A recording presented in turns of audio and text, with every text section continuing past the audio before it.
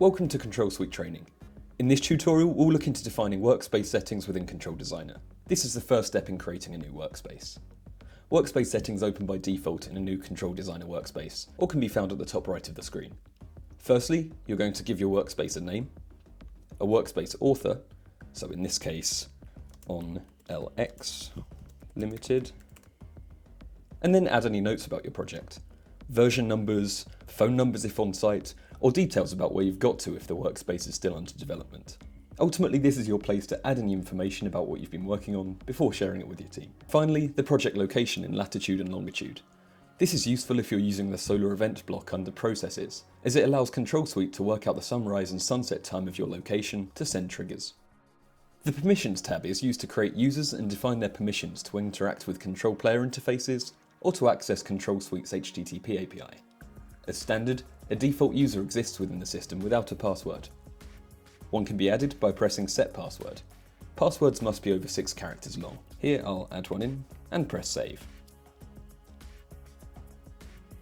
These can be removed by pressing the Remove button. Once you've created your interfaces within Control Suite, the Initial Interfaces dropdown should be used to set the interface that Control Player loads once your user logs in.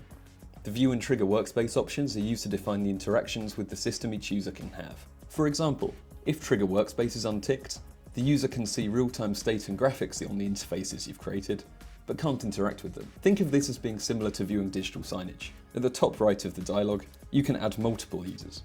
There's no limit to the number of users you can define within your workspace. You could have one user who can interact with your basic interfaces in your venue, and you might want an admin who has access to reset functions, being able to see what devices are on the network, and other tasks that don't require the everyday user to have to interact with.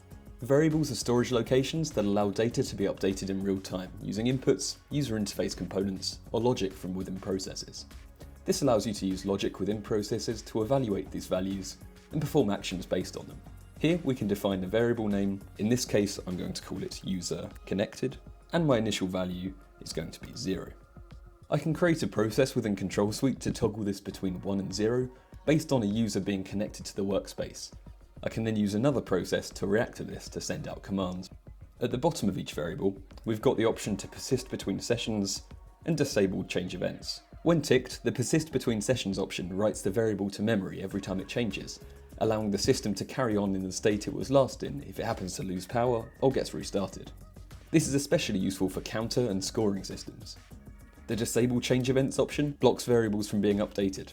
This is a useful feature when undertaking maintenance on a system. Quite simply, you can lock out any change events, so nothing's going to be triggered whilst you're working. Connectivity options allow you to define your outbound protocol patches. Select a protocol type and define its output options. The majority of protocols can be defined by navigating to their tab and filling in the protocol settings.